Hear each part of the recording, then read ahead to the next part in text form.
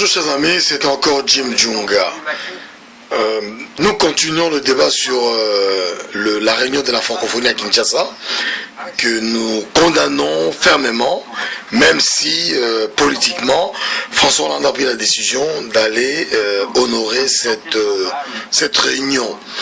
Mais nous considérons qu'aller juste parler de démocratie et liberté n'est pas suffisant. Monsieur Hollande, il y a eu 6 millions de morts au Congo depuis 1995 et ça continue aujourd'hui. Et 1 million de femmes violées dans une barbarie. C'est un système qui a été mis en place par Paul Kagame et vous le savez. Mais vous n'avez pas dit un mot.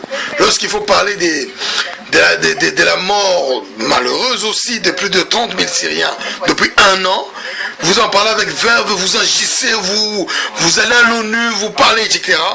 Mais lorsqu'il faut parler de morts congolais depuis 15 ans, c'est comme si vous êtes autiste, vous ne comprenez pas. Mais M. Hollande, nous vous avons donné les informations. Et donc, lorsque le président congolais vous répond en disant que nous subissons une guerre injuste qui nous est imposée à l'Est, mais on se moque de qui? Comment est-ce que ce président peut pas... Moi, je suis président de la République d'un pays, on m'impose une guerre à l'est de mon pays, et qu'est-ce que je fais? Je prends les mesures, je gesticule, je bouge. Alors, ce président-là ne fait aucun effort, il dit on nous a imposé une guerre injuste. Non, non, on ne nous a pas imposé une guerre injuste. On a mis tous les moyens pour que le gouvernement, entre guillemets, congolais, vichiste, ne bouge pas. Hein? Ces gens-là ne veulent pas bouger parce que ce sont leurs intérêts. Donc, nous devons défendre le peuple congolais. C'est pourquoi nous avons été contre votre présence à ce sommet-là.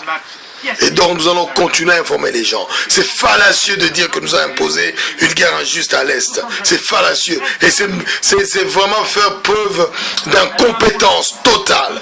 Alors qu'en tant qu'État, en tant que chef de l'État, en tant que gouvernement, et les Tutsis vichistes qui dirigent le Congo et leurs supplétifs congolais peuvent prendre des mesures pour arrêter cet état des choses-là. Ce n'est pas le cas.